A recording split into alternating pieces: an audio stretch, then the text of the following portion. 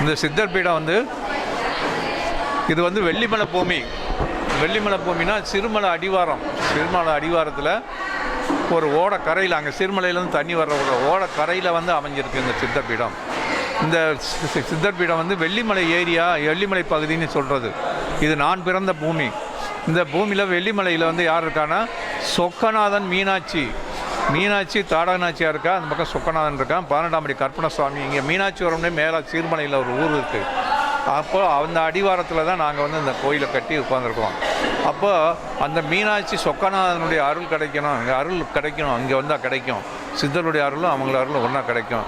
இங்கே வந்து காலையில் 8 மணிக்கு 10 மணி டு 12 மணி வந்தீங்கன்னா பூஜை முடிச்சுட்டு உங்களுக்கு கவுன்சிலிங் பண்ணுவோம். உங்களுக்கு மனக்குழப்பம் இருந்ததுனாக்கா மனக்குழப்பத்தையும் சரி பண்ணுவோம்.